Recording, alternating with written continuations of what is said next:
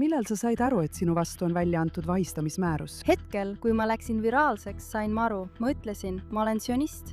Nad postitasid oma aadressid, meie isikukoodid, meie kodune aadress, kõik, mida sa oskad ette kujutada. Türki tagasiminek tähendab minu jaoks vanglat. Turku Avci oli Türgist pärit tudeng, kes õppis Iisraelis. Pärast 7. oktoobril tegi ta internetis mõned kommentaarid. Ta ütles, et armastab Iisraeli ja et on sionist. Sellest ajast alates on tema vastu Türgis välja antud vahistamismäärus ja ta ei saa koju minna. Türku, tere tulemast! Tere, suur aitäh! Türku, sa oled nii noor ja oled nii palju läbi elanud. See on nii ebaõiglane. Riigi jaoks, kes pidi olema Iisraeli liitlane, kuid pärast Erdogani on see suhe liitlasest peaaegu vaenlaseks muutunud. Räägi meile oma isiklikust kogemusest. Miks sa tulid Iisraeli ja mis juhtus? Aitäh sulle, rääkida oleks nii palju. Ma tean. Kõigepealt tahan ma sind isiklikult tänada. On suur au olla siin koos sinuga. Ja ma arvan, et ma võin sind kutsuda oma juudi emaks. Ma olen väga-väga õnnelik, et sa kutsud mind juudi emaks. Sest kui me kohtusime, ei teadnud sa minust midagi. See oli juhus. Ja sa lihtsalt küsisid, kas sul on koht, kuhu šabatiks minna. Tule sina ja su pere. Lihtsalt imeline. Noh, meie armastame sind ka. Me oleme sind nüüd omaks võtnud. Noh, Turku, meil on hea meel, et sa siin oled. Ja tead, meile meeldib, et oleme sind omaks võtnud. Aga räägi mulle natuke sellest, kuidas sa siia jõudsid. Miks? Miks tuleb üks Türgi tüdruk, kes ei ole juut, Iisraeli õppima? Mis juhtus? Ma kasvasin üles Türgis. Mind kasvatati väga ilmalikus peres. Ja Türgi mõistes võib öelda, et me oleme vasakpoolne, progressiivne perekond. Ja me oleme ka patrioodid. Tead, me tahame, meie ilmalik põhiseadus on meile väga tähtis. Ja see oligi alati meie peamine eesmärk, kaitsta Türgi ilmalikku põhiseadust ja kaitsta Türgi vabariiki. Nii viis ta oma visiooni ellu. Nii ta muutis riiki. Täpselt. Seega mul oli alati soov õppida poliitikat. Ja siis kohtasin Iisraelis iisraelasi, aga ma kasvasin üles Kuveidis. Jah. Sa mõtled iisraellasi Türgis? Jaa. Ja enne 7. oktoobrit oli minu kodulinnas palju Iisraeli turiste. Võib-olla 90% turistidest olid Iisraelist ja nad olid imelised inimesed. Imeline. Nad muutsid kogu minu kodulinna suhtumist Iisraeli. Isegi kui ma olin keskkoolis, mängisime klassides Merahtami. Ja nii ma kohtusin nendega ning ütlesin, et tahan välismaal õppida ja nemad ütlesid, miks mitte Iisrael. Tol ajal oli Sheikh Jarrahi piirkonnas konflikt. Jah. Ja see oli esimene kord, kui ma sind nägin. Jumal küll, ma olen alati Jeruusalemma konfliktides kohal. Jah.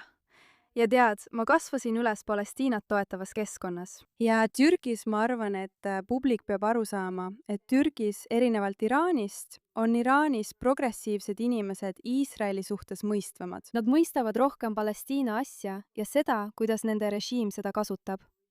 Aga Türgis on ka progressiivsed inimesed Palestiina poolt. Ja nii ma selles keskkonnas üles kasvasin, aga ma alati küsisin endalt, sest me töötame nende inimestega, kes tahavad muuta mu riigi islamiriigiks. Ja tundus, nagu ma julgustaksin nende eesmärki. Ja asi pole tegelikult Palestiina rahvas, vaid ideoloogias. Ja selle ideoloogia toetamine teeb lõpuks mu riigile haiget. Teisisõnu, islamistlik ideoloogia on viimane asi, mida sa oma riigis tahad. Täpselt. Nii et kui Sheikh Jarrahis oli konflikt, siis ma mõtlesin, tead mis? Ma tahan lugeda seda lugu Iisraeli poolelt. Kõik, mida Iisrael teeb, ei saa olla vale. Näiteks, mida nad ütlevad, kuidas nad seda kaitsevad. Ja siis, kas see oligi see, mida sa Türgi meedias said? Ja. Kõik on Roosi vastutusel.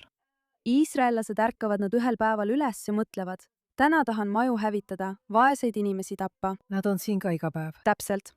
Doktori Krääd. Jah, see on propaganda. Ja ma mõtlesin, et see ei saa olla tegelikkus. Ja siis rääkisin oma Iisraeli sõpradega, kellega kohtusin.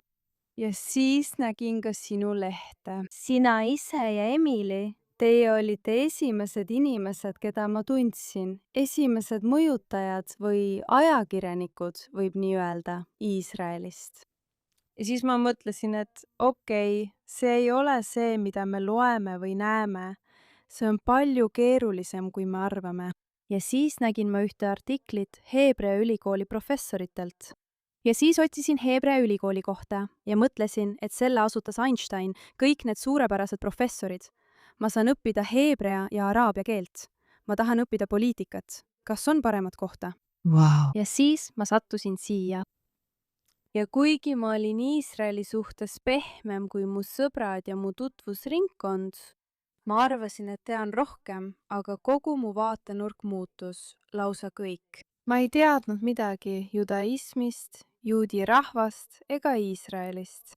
Aga sa olid ikka päris vapper, et lahkusid oma riigist ja läksid Iisraeli õppima. See ei olnud nii, et sa läksid New Yorki või kuhugi tuntud kohta, Pariisi või Londonisse. Sa tulid Iisraeli. See on valik. Jah, see ei juhtu niisama, turku tead. Jah, tegelikult mu ema tahtis, et ma läheksin Euroopasse. Jah, see oleks tavaline asi, mida üks Türgi tudeng teeks. Jah, aga keegi ei lähe Jeruusalemma. Just seda ma mõtlen, sa tulid Jeruusalemma, see on päris julge ja üsna ebatavaline samm. Jaa. Kuidas su sõbrad reageerisid, kui sa ütlesid, ma lähen Jeruusalemma õppima? Nad ütlesid umbes nii. Sa ei leia seal ühtegi sõpra. Juudid on sõbrad ainult teiste juutidega. Sa ei leia seal ühtegi sõpra. See on hullumeelne. Seal käib kogu aeg sõda. Ja tegelikult see oligi minu ettekujutus Jeruusalemmast. Ja sa ikkagi tulid, just seda ma räägingi.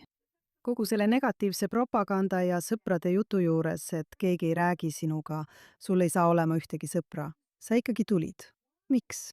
Sest ma tahtsin ise oma silmaga näha, jah.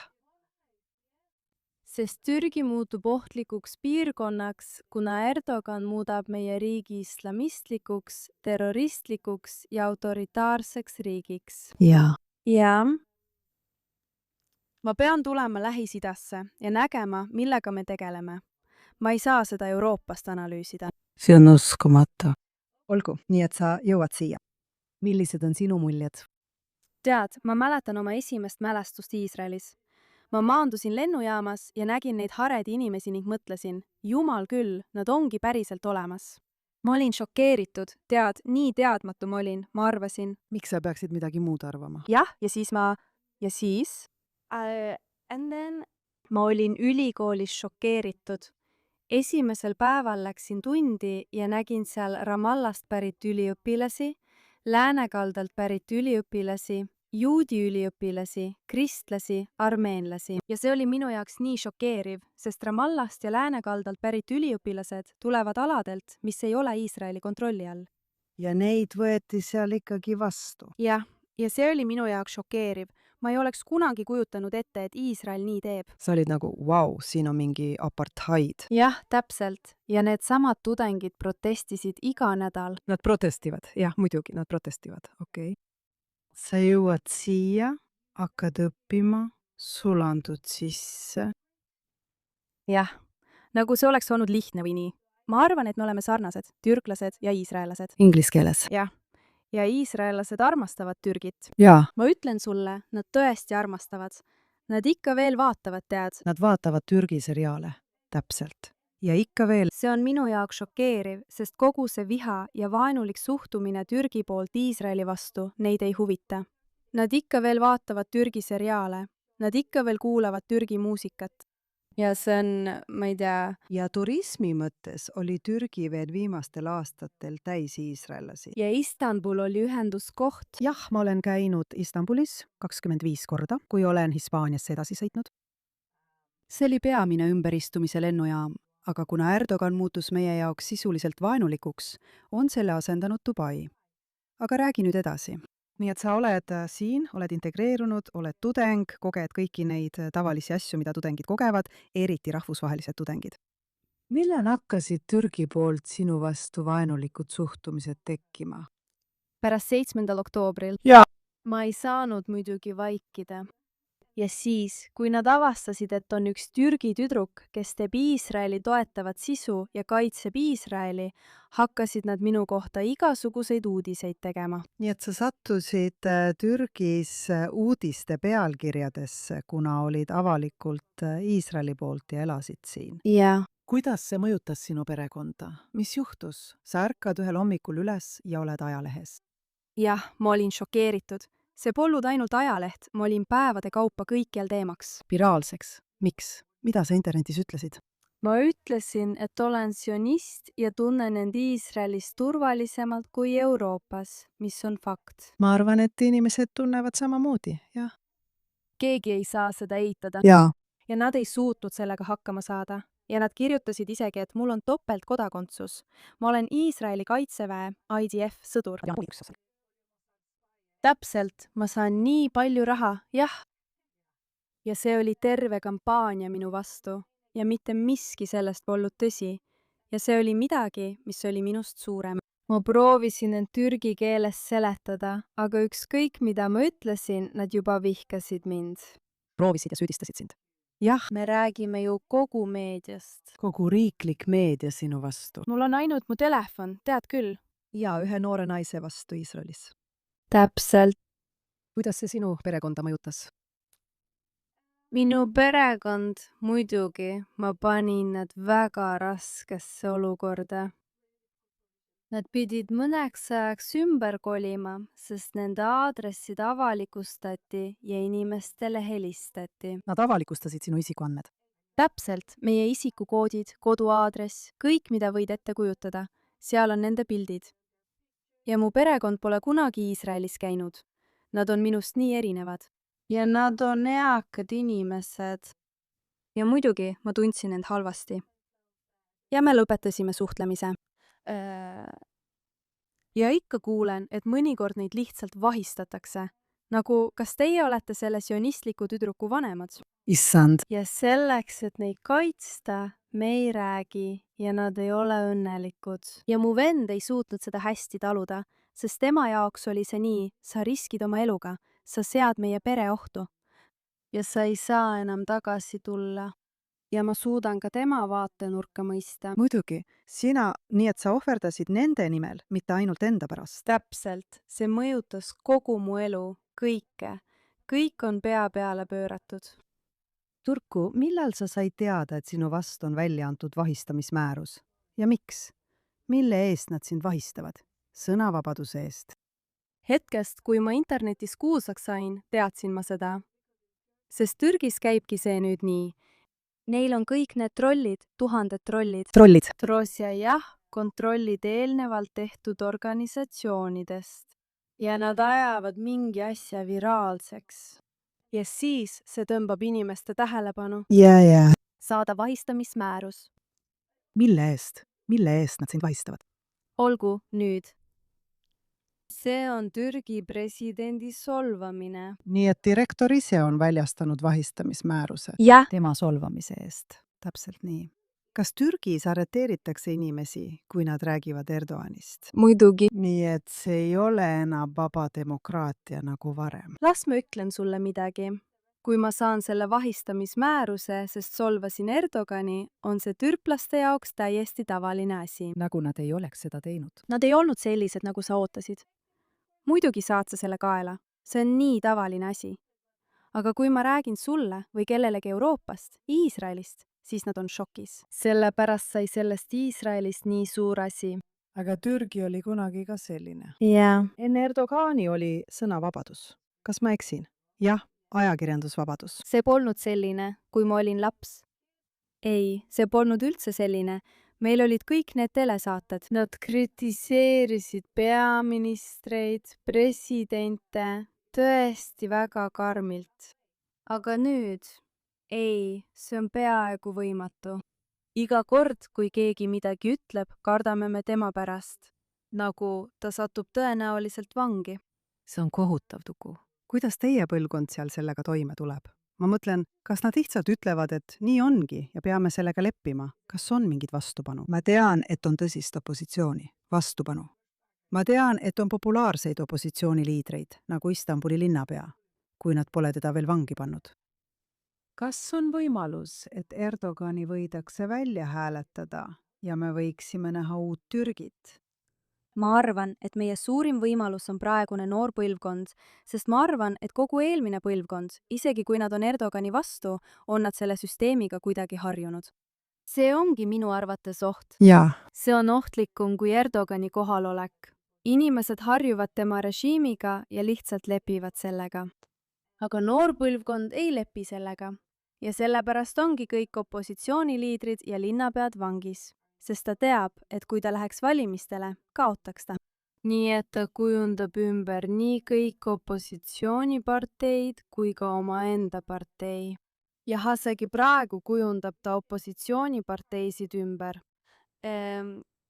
Nii et ta teab, et kui ta läheks valimistele, siis ta võidaks. nii et ta muudab põhimõtteliselt reegleid, et ta saaks endiselt võita. Täpselt nii. mida see siis sinu jaoks praktiliselt tähendab Türku? kas sinu suhtes on vahistamismäärus, mis tähendab, et sa ei saa Türki minna? Tead, ma püüan alati kõiki halbu tagajärgi eirata. Ma ei mõtle nii, et ma ei saa enam kunagi oma riiki, oma pere juurde tagasi minna. Ma ei mõtle sellele kõigele. Ma püüan mõelda positiivselt, et olla produktiivne. Ma mõtlen nii, et nüüd olen vaba. Ma võin öelda kõike, mida tahan. siit saad sa tõesti kõike öelda. Jah, täpselt. Ja tead, mis ei tapa, teeb tugevamaks. Ja ma tahan mõelda, et see on võimalus, mille Jumal mulle andis. Ja ma pean selle millekski suureks muutma. See seadus Erdogani solvamise kohta on haiget teinud tuhandetele inimestele Türgis. Ja võib-olla saan ma sellest teha midagi globaalset. Globaalset ja ma saan tõmmata globaalset tähelepanu. Ma saan oma töid suuremaks teha. Nii et ma tõesti ignoreerin kõiki halbu mõjusid. Ma keskendun headele asjadele. Ja nii ma jään positiivseks. sa oled väga positiivne inimene. kas sulle meeldib elu siin Iisraelis? Jah, ma armastan oma sõpru. sul on hea elu. sa elad nüüd Tel Avivis. jah, sul on hea elu. sul on vaba elu, ma arvan. Jah, kindlasti. Sa tead, see teeb mind nii õnnelikuks. Ma saan lihtsalt, kui ma lähen Tel Avivi randa, ükskõik mis seal on elu. Inimesed on väljas, nad naudivad elu. Ja see teeb mind lihtsalt õnnelikuks, kui ma neid vaatan. kas sa oled siin sõpru ja kogukonda leidnud? kas sa tunned end nüüd siin koduselt? Jah, eriti pärast seda, kui inimesed Iisraelis kuulsid minu lugu. jah, sa oled olnud kogu Iisraeli meedias. Sul pole aimugi. Emad, isad, sõnumid, mida ma saan, need on lihtsalt imelised. Ma tunnen, nagu oleksin nende tütar. kogu riik on sind nüüd omaks võtnud. Jah. Ja see on hullumeelne, sest ma ei ole juut. Ma olen türklane, ma olen immigrant. Ja nad alustasid isegi kampaaniat, et ma saaksin Iisraeli jääda. see on hämmastav.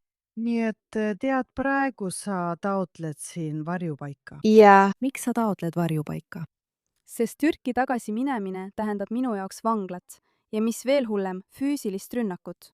kas nad piinavad vange? Isegi kui need ei ole politseinikud, siis vangid ise. oh jumal, nii et nad teaksid sinu lugu. see tähendab, et sinu elu on sisuliselt ohus. Jah, tegelikult tõsine oht. nii et sa oled taotlenud varjupaika. loodetavasti saad varjupaiga. ja sa hakkad siin oma elu üles ehitama? Jah, loodetavasti. Olen teel sinnapoole. noh, loodetavasti sul õnnestub. aga hetkel, kas sa saad vähemalt oma Türgi passiga mujale minna, kui sa ei lähe tagasi Türki?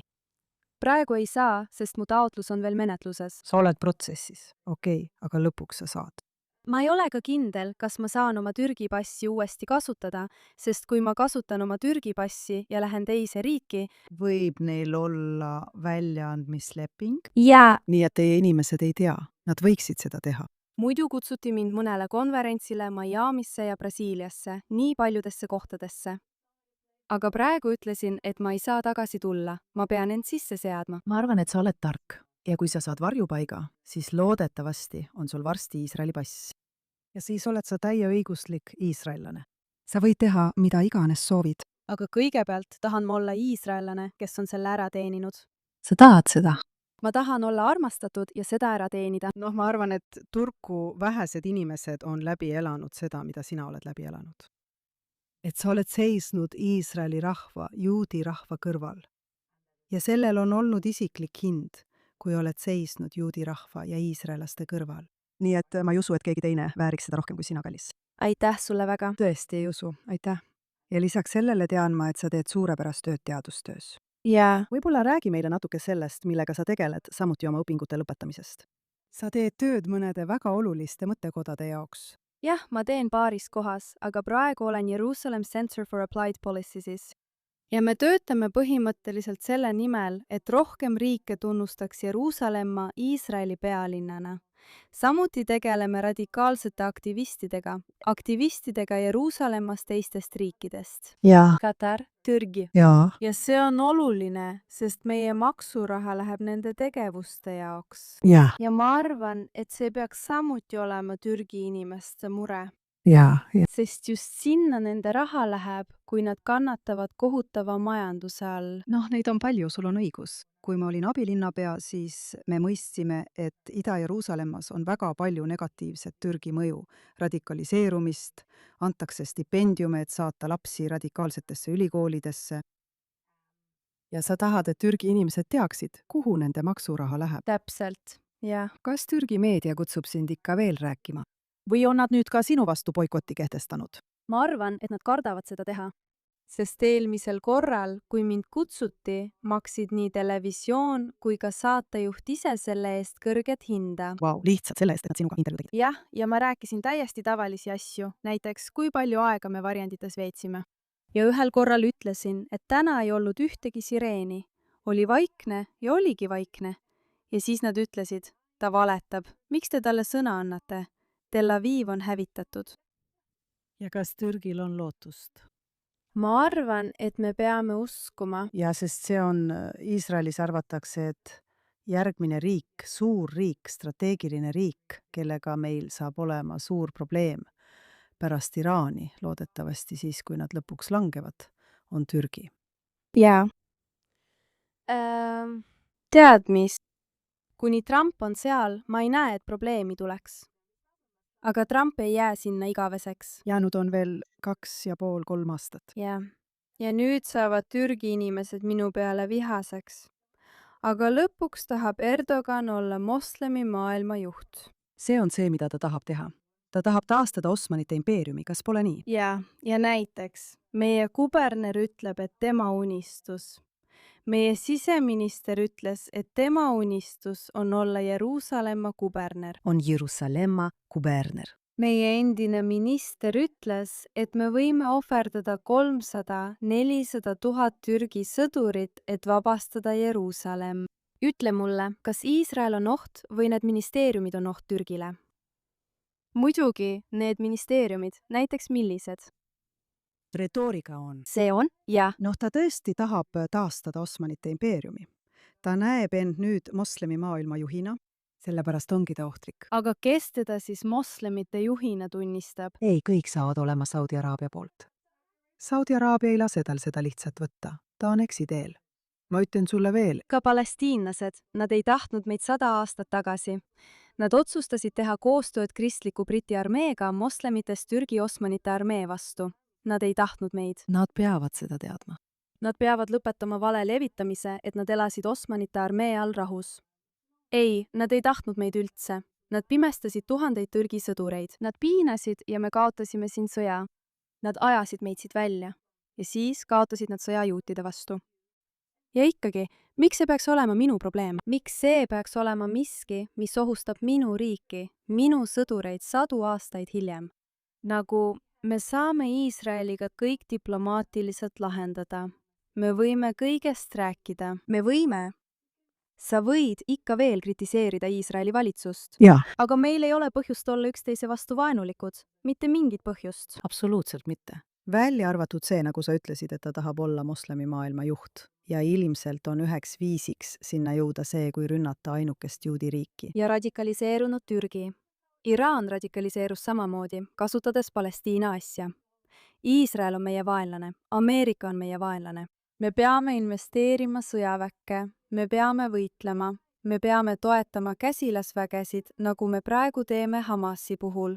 Ja lõpuks kannatavad meie inimesed selle majanduse all.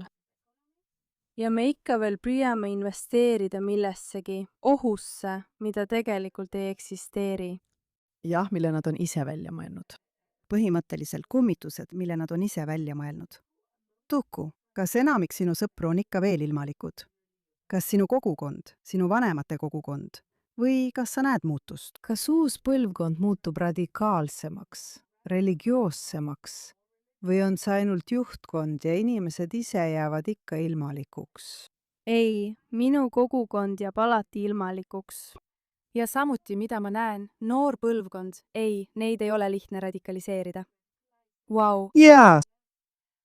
ohkab, nad näevad maailma väljastpoolt ja nad pingutavad nii väga. Nad ehitavad kõiki neid usukoole ja maksavad nendele õpilastele nii palju.